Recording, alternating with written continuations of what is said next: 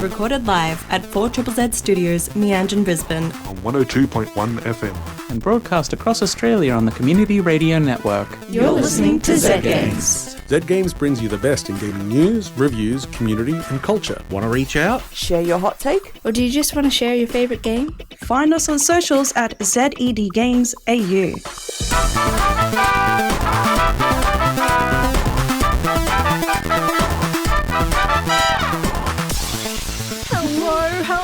Hello, you're listening to Zed Games. My name is Zahra, and with me in the studio this episode is Peter. Hello. Natalia. Yeah. And Hazel. Hey. Woo, we've got a full studio tonight. Yay. Okay, so I know I say this like nearly every single time, but no matter what kind of day I'm having, no matter what kind of week I'm having, pretty much 5 seconds into the episode, I always feel a little bit better. Oh. Yeah. Yeah. It just, I love it here. I love you guys. It's really looking like Zed Games in here. We got like 3 different devices open on the desk that have nothing to do with the radio. Oh, it has. We're playing out of this one. Yeah. We got some content up ahead for all of you. Content. How are we all doing? We're moving into like the festive season. This is kind of the time when like board games start getting busted out. There's like weird arguments about fake cash and all that kind of jazz. How about what is your like board game of choice for your holiday gatherings? Because mine's Monopoly and Cluedo. Mine is Unbeatable. I don't know if they haven't made it a board game yet, but we'll find a way. We'll find a way. Mine is Risk, definitely. I love my good strategy. I love taking over Australia and just dominating the world from there.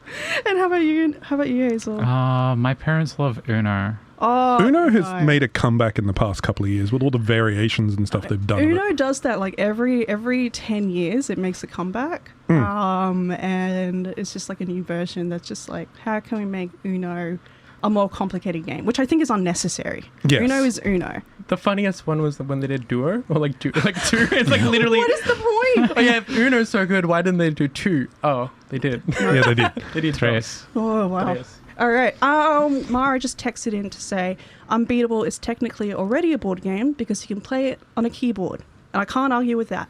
It does have board in it. It's also an instrument if you want it to be. Yes. It can be anything you want. It can be anything. The keyboard has infinite possibilities. Okay. I am excited to hear about this game. We are going to hop into the week in gaming news. Intro time.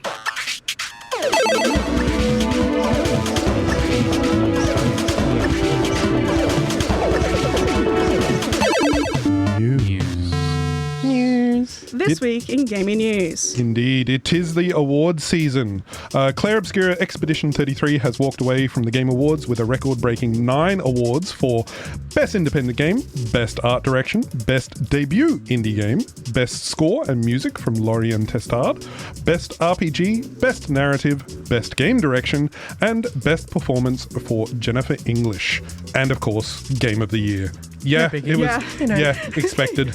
Saw that coming a mile away. I one comment on this. All of the other nominees won 0 awards. Really? Yeah.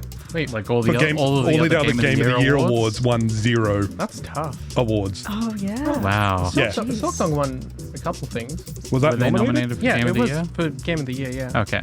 Maybe it wasn't all. I know most of them didn't win any. Jeez. Okay. Yeah. Some other award winners. Yeah.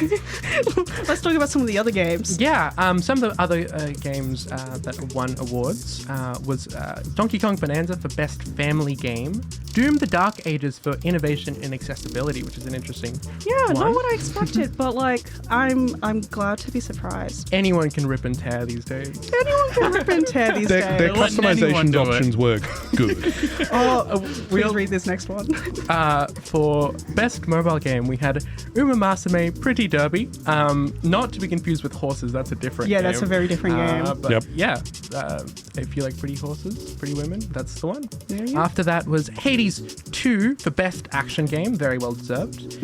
Hollow Knight Silksong for Best Action Adventure Game, which also very well deserved. And for Player's Voice, it was Wuthering Waves, which is a free-to-play, like, open world. I'm not familiar with it at all. I sort of saw it. It's another gacha game. It's in the same breath to of Wuthering like, Heights. this time they're on a boat. But of course, aside from the awards, we've also got game announcements. All which the I announcements. think is like the real. It's what I was butter. there for. It's what most people were there for. Yeah. So here are a few of the announcements. There's quite a lot, and we'll share a link on zedgamesau.net. But Resident Evil Requiem, there was a trailer which introduces an older Leon. That's for a February 2026 release. The statue in the desert appears to be linked to a game by Larian, Divinity. Yep. Very intense trailer. Not Divinity Original Sin. No. It's the same franchise? Yes. They also have another game that's not Original Sin called Divinity Dragon Commando. It's a strategy game. Yep. That came out years ago, but they've been doing stuff in this vein for a while. Yeah, I mean, it looks intense. Like their cinematic trailer was graphic, even more than some of the Diablo stuff. And I'm like, this is allowed? Okay. Apparently. Yeah. Tomb Raider Catalyst, which I'm quite excited about. I grew up with like old Lara Croft. I love Survivor Lara Croft. This one seems to sort of blend the two together into a new, more powerful Lara Croft. That one is for a 2027 release, plus a retelling of Legacy of Atlantis, which is for 2026 as well. Two Lara Croft games. Yeah. Tomb Raiders. Star Wars Fate of the Old Republic, that is a game that's been announced, is going to be directed by Casey Hudson, who directed the Mass Effect games. And didn't he do the original KOTORs? The original KOTORs as well, yes. So how are you all feeling about this? I want to be optimistic. I'm gonna wait optimistic. and see. Yeah, I'm cautiously optimistic. Mostly just because I want like a Star Wars Mass Effect-esque sort of series. Yes. Again. Yes, 100%. Like, they can do sci-fi, they can do Star Wars, just mash them together into a good series of games. I'm not loving the abbreviation on this one. FOTOR is a bit weird. Yep. Oh, that's going to be a bit tough. Yeah. Another one, Pragmata, where you control a astronaut guy and a robot child, and you defeat enemies together. This looks really cool. It looks really cool. I feel like that's been coming for like several years now, and I'm glad it's finally getting close to release. Yeah. That one's supposed to be released in April next year, so not that far away. Bradley the Badger, that really hit that sort of Banjo-Kazooie kind of, but also like the sense of humor of, I don't know. Was that like action platform where you can like do? It's kind of like an immersive sim where you can kind of become a bin and stuff like that. Yeah. Like you transform, you sort of like move through spaces. There's like some Bloodborne kind of elements, and there's a bit of Last of Us. There was a bit where like the game like broke into the real world. I'm not too sure if that's going to be in the trailer. I'm not too sure if that's going to be a thing in the game, but I kind of really hope it is. Yeah, they're going to escape your computer and attack you. I hope Bradley the Badger enters my home and smashes my stuff. That's all. Coven of the Chicken Foot.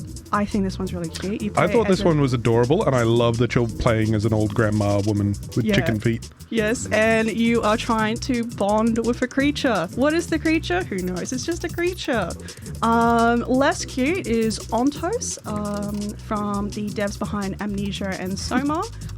Very intense. Very familiar voices in there as well. That one's a 2026 release. This one kind of snuck up on me. I only noticed this one because the Sonic subreddit was going off. Mega Man Dual Override. It's kind of going back to like the 2D roots of the series. That's a 2027 release. And then to wrap up the showcase, we got High Guard, which is just... Overwatch.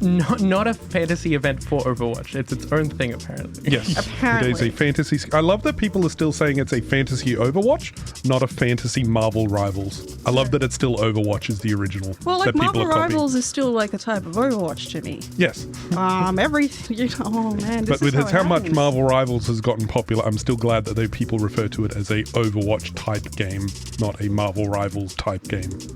Every single one of these games is going to be an Overwatch to me. Every single Pokemon game is going to be a Nintendo to me. This is how it begins. Hey, look, it's all Smite to me. So smitey of you. Alrighty, moving into some news nibbles. Stardew Valley fans waiting for the 1.7 update. We've got a hint from Mr. Ape about what the update entails. We've been confirmed that there will be another farm type, as is tradition, plus more character and social content. So I'm really excited about that. Who wants to read the next? Me. Go on. Doom and gloom time. Gaming hardware sales have dropped significantly compared to last year, with Xbox sales down 70%, PS5 down 40%, and both Nintendo Switch devices down 10% despite launching a new console this year. Yeah. Go figure, people have less money to spend on, entertainment. It's almost like there's something wrong with the global economy. Almost. I know. I do anticipate that, everyone's anticipating that the problem is probably only going to get worse with the RAM situation. I believe that the RAM components are going to be they said it was like 35 or 45% more expensive for the RAM components. So it doesn't mean that the consoles are going to become 35% more expensive. It just means that it'll be more expensive. And just to sort of recap for anybody who hasn't been paying attention to this development in the global economy. Yeah. Basically, demand from business customers is so high right now for chip manufacturers that making anything that isn't just like AI chips for data centers is very unprofitable, and prices have been shooting up for consumer hardware. Yep. Yippee! Yay. AI. Woo. All right. Last story. Natalia, you go. Hollow Knight Silk Song will get a free expansion next year called The Sea of Sorrow, and players who bought the original Hollow Knight on the Switch will get a free upgrade to the Switch 2 version.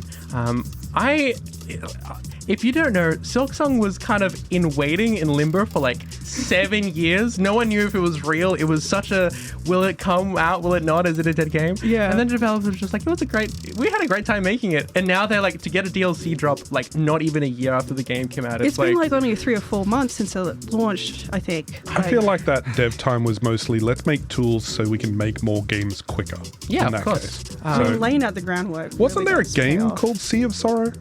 Sea of Stars. There was Sea of Stars, but I feel like there was a game called Sea of Sorrow as well. Well, now there's a DLC called yeah. as well. You may also be thinking of Sunless Seas. Maybe? Oh, I see. Anyway. Okay, and moving on to upcoming games. December 18th, that's today if you're listening live, we've got System Shock for the Switch and Switch 2. Wait, like the System Shock, like the original? For the Switch and Switch 2. Yep. They released it on consoles earlier this year. I didn't think realize. it was around. Weird. Sort of snuck by. And Dadish 4 for the Switch, PC, iOS, and Android. And that's it for the next week. We're in a slow season. People aren't really launching games. People are playing games. Yeah. Pez just texted in to say that after a 4-month break, I am finally playing Deep Rock Galactic again. Yay! Woo! It sure feels Rockin' good to be back where I belong. Have you folks played it before? Rockin' Stone. Rockin' Stone, Pez. All right. And that's it this week in Gaming News. And Natalia has a review for us. Yes. Don't even try to think about beating me. I'll beat you. Yo, every time I try and go home, I'll go somewhere else without you.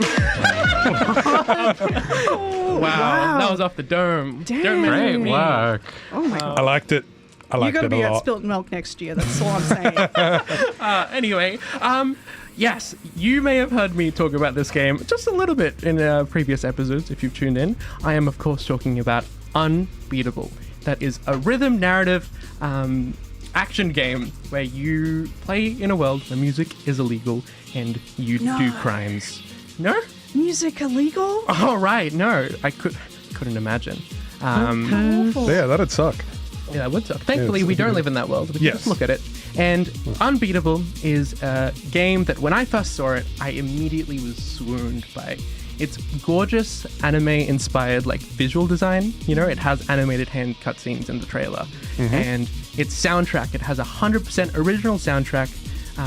The game is developed by D-Cell Games, who was founded by RJ Lake, who's a very great game composer. Has featured a few times on the show. Yes. Yeah, like you might have heard his work on I Am Your Beast, El Paso Elsewhere, on the Homestuck soundtrack.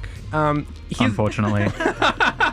Anyway, yeah, the soundtrack, even before the game has come out, I've genuinely listened to it every day for at least like a good 6 months. This was my most anticipated game of the year.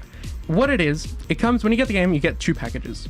It is a 2-button rhythm game, where you might think that sounds like a really simple premise, but the game does a lot of really cool things to kind of add a challenge to that. The best way I can describe what the game looks like is imagine if Guitar Hero was also a platformer. You are in the characters in the middle of the screen along with the band, and you'll have 2 lanes, the bottom lane and the top lane. When you hit the bottom lane, you hit these big balls of monster called the Silence. I'll get into that later. You hit them and you pop them, and you hit them with a big, like, meaty swing of your guitar. And then if you press the top button, you jump up and you smash them. Soon you might then get projectiles coming from the left of the screen as well, so you have to worry about at the top and the bottom from 2 different directions. Okay. You'll have things where you have to hold them down. You have things where you hit the enemy at the bottom and it jumps up, and you have to hit it the timing when it gets to the top lane. You might have in the story mode, which we'll get to later, you will have cops coming at you, and they'll be you'll be beating them up to the rhythm of the music. It is a really, really cool game, and I think that I've been thinking a lot about arcade machines. How when I play pinball, there is a certain level of haptic feedback that you just cannot replicate easily in games. I've chased it in action games and everything, but the feeling of like thrusting your everything into like the left bumper on like the pinball machine to save it, or thrusting it to give it that extra push to get over the edge. This game is the closest I've ever felt to feeling that feeling in a video game. I think it's mostly, again, comes down to the sound design, the incredible visual like flair it has with like whenever you hold down like a long note, it like the camera like pans in slowly. Every time you hit it, the camera shakes a little bit. Like it is a really, really cool experience. It's really hard to talk about a rhythm game in action words, because it is such a feeling. You get into a flow state where you're just you and the music in sync. Your actions, it feels like you're playing the music almost, and then the music informs your action. I love a good flow state and some really decent player feedback. Yeah, and of course that is helped out by 100% original soundtrack, both in character for the universe, but also some original songs. But of course, while I was swooned by its aesthetics presentations, the thing that really drew me in and sunk its teeth into me is the premise of a narrative rhythm game. A game where you play as a girl with red hair. Her name is Beat, and she's a bit of a deadbeat without direction of where to go in her life. She's a young adult, and she's on the run. And she gets roped in by this little 12-year-old girl called Quaver, who's an aspiring guitarist, who's trying to find her rockstar parents who went missing after a music-related tragedy. In this world, when you play music, you summon demons, essentially. Oh, So there okay. Is that why it's illegal? That is why it's illegal. Okay, Also, fair there's enough. That doesn't happen to you when you play music in this world? No. No? Oh, okay. You might I want to just- get that checked out. Maybe. You're just having like Scott Pilgrim Yeah. experiences over there. Lots of AR. I mean, it's very Scott Pilgrim, this game, 100%. But yeah, no, like, you're playing and you're trying to find their parents. In this town, there is an oppressive totalitarian police state called Harm, which is the Harmonic something Resonance Management. But I don't know, I just think that another fun thing, all the characters are named after, like, music-related instruments. So, like, you play as Beat, Quaver, and along the way you pick up treble and clef, who are twin prototypes. I love Treble and Clef. Yeah. They're my favorites. And all of the bosses are like the bad guys are called like Mute, I forgot Pause. I don't know, a bunch of different things. It's super camp. If you are after, I think its campness is both a blessing and a curse. I think it has a lot of lighthearted moments, peppered throughout with like actually really good themes, which is supported by an excellent cast of characters who are super lovable and super like. Let me try this again. I think Unbeatable, through its trailers, sells itself with the big action set pieces. There's a prison break sequence, there's a heist sequence, there's like the big, committing acts of terrorism against a totalitarian state through rock and roll. Like the epic moments. The hero moments. But I actually think the game sings the loudest, ironically, in the quiet moments. The moments between your big action moments are you and your bandmate at the laundromat, just hanging out and talking about your feelings, or you going down to the pier and spending an afternoon there, getting inspiration from the world around you to write your songs. That is what will stick with me about Unbeatable. I think, unfortunately, the game's pacing, in terms of the way that it tells its story, you can feel either a lack of time or budget, because there's some big kind of pacing holes, which are, I think, a little bit jarring. But for the most part, if you prepare yourself for an experience where you're walking around, you're talking to people, you're taking in an environment, and you're taking in this like beautiful art, you will get a lot out of this game. It is a really cool game. The biggest thing about the story is that it has the themes that it explores are around carrying the shame and the guilt of feeling like you're broken in some way, of like having ADHD and like beating yourself up about being like absent-minded. Your character is running from this past life that they're still holding on to and have dreams about, and they're trying to work through it. And I think the story, well, it's a little bit contrived and it's like a budget can be felt through the holes in its pacing. The game is bursting with love for its characters, for the art form of video games, and for its audience. It offers a kindness to a flawed protagonist that I've not seen in many games. Again, especially around ADHD. And it's the kind of kindness that helps me also extend some of that to myself, and it helps me get out of bed and forgive my shortcomings. It is a flawed game, but it's flawed in the way that a handmade present is, in that its imperfections are very easy to overlook because it reminds you, basically, it's more about the effort that it went into this to create it. That someone took time and energy and effort, even if they're not like 100% perfect at it, they still extended that effort. Yeah, and that's what the game is about. It even asks the question of like, why do we make art? Why do we, especially kind of like the idea of like the tortured artist, why do we kind of are willing to destroy everything to make art, which doesn't really mean anything, especially in this world where music is illegal. You still feel an urge to create music. I don't know. I think especially as an artist myself, it's a game that really resonated with me, and I think, its flaws remind you of the passion that went into it. So while the story didn't quite land, I think the game overall is excellent. You're going to be spending most of your time playing the arcade mode afterwards anyway, and you're going to be listening to the music, and you're going to be have a great time. I don't know what more to say.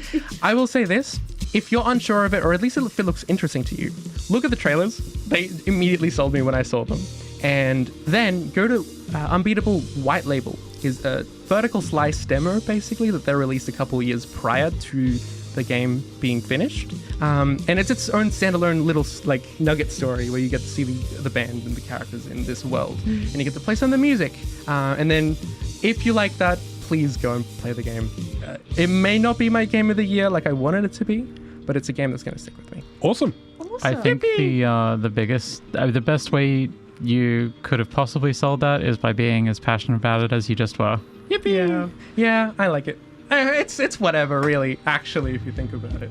It was like biggie. whatever. It's no biggie at all. I've just been thinking about it non-stop for weeks. For the year. For most of the year. Yeah. It's actually one of the first things you mentioned, meeting you. No. Anyway, yes, I am... it's so good, go play it. Okay, thank you. Alrighty. End of your review. Yippee! Awesome.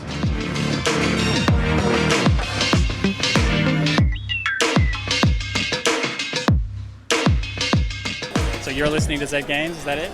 You're listening to Zed Games. You're listening to Zed Games. Hello, you're listening to Zed Games. You're listening to Zed Games. You're listening to Zed Games. You're listening to Zed Games. You're listening to Zed Games. You're listening to Zed Games. You're listening to Zed Games. You're listening to Zed Games. Perfect.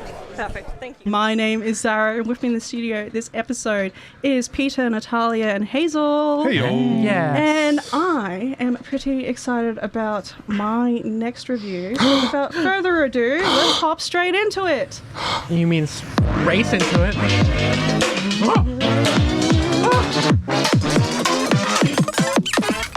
Too fast. So, Sonic Racing CrossWorlds. It's a fun game. Genuinely, it's a fun game. Yep. So good. Sonic Racing CrossWorlds is a multiplayer kart racing game with a gimmick.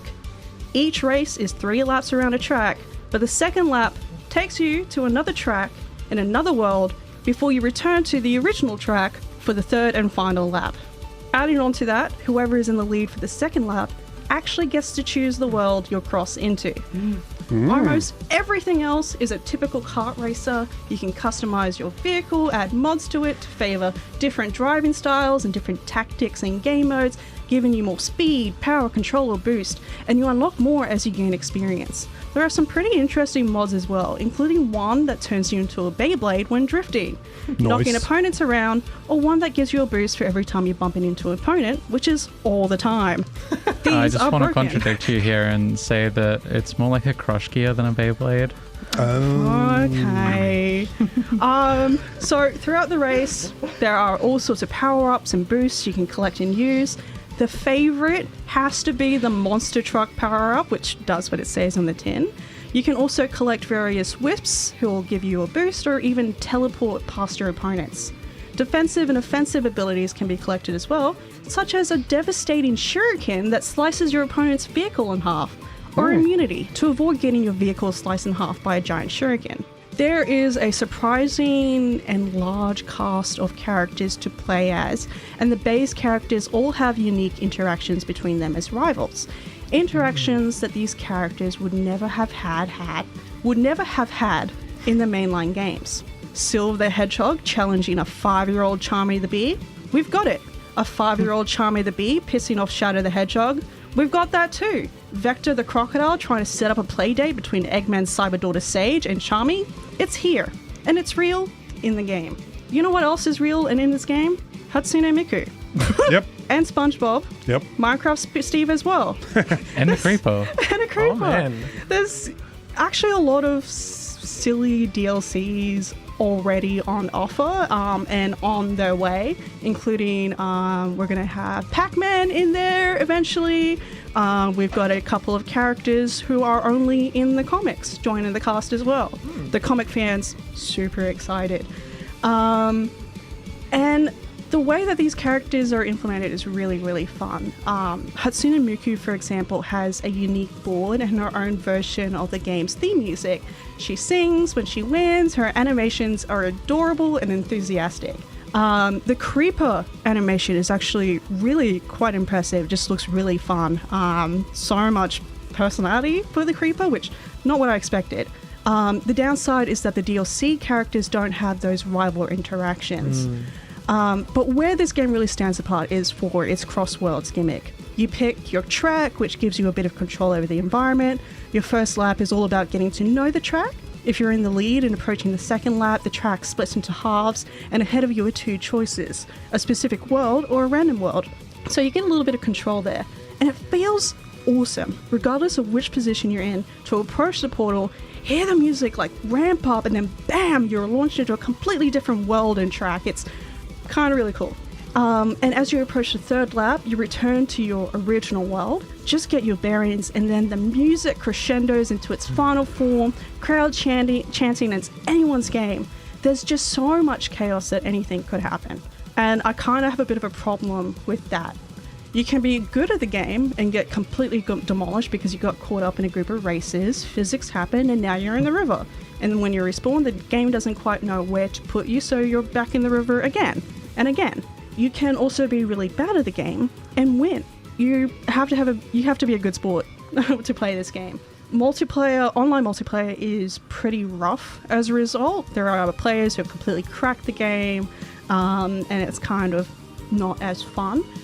But as a party game, as something you can boot up on the couch, it's fantastic. It's just a lot of variety. No 2 tracks are ever the same. The other problem is that for a game that's so focused on variety and character interactions, it's pretty disappointing that the DLC characters don't have the same treatment. I need Vector to threaten Miku and for Miku to flip him off or something.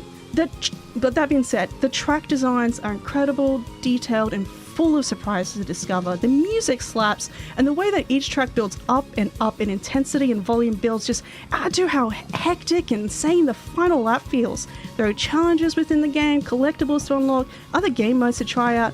It's a pretty full game that feels good to replay. Every race is different, there's loads of mods and vehicle styles to experiment with, and you can be the... Sorry, Hazel, what was it? Not a Beyblade? Crush Gear. The Crush Gear terror of your dreams. For all of my, 2000s... Was that on Cartoon Network? I can't even remember. I cannot help you, my dear. That is the nerdiest correction I've ever heard, and we're on Zed Games. Yeah, I'm just... This is part of my personality. I just like being annoying. It's awesome. And we love you for it. It's really, really, really good. It's a really good game. The kart racing feels fantastic once you get the hang of how to chain together the boosts and everything. It is just raw speed and fun and chaos. Yeah. I hate the slime though. The slime can go into a hole and disappear forever. Slime? Slime. Oh, slime. Slime time. You're listening to Zed Games. My name is Zahra, and with me in the studio this episode is Peter, Natalia, and Hazel. Yes! And we're coming up to the end of the episode. Oh, no. Aww. That's all right. We will be back next week. If you're listening live, we will be back on Christmas Day. We got a special episode planned. Having a look back on favorite games of the year. Until then, you all take care, stay safe, stay hydrated, and play games. Play some games. All the games. Please. Especially Unbeatable. Only Unbeatable, actually. Well, maybe also Sonic Racing Crossworlds. Just play both at the same time. Speaking of games that are albums, the soundtrack's so good on Sonic. Oh, full of bops. All right. Well, see everybody. Take care. Bye. Thanks for listening to Zed Games. If you'd like to listen to more, you can find us on the Community Radio Plus app Or find us on socials at ZED Games AU. See you next time.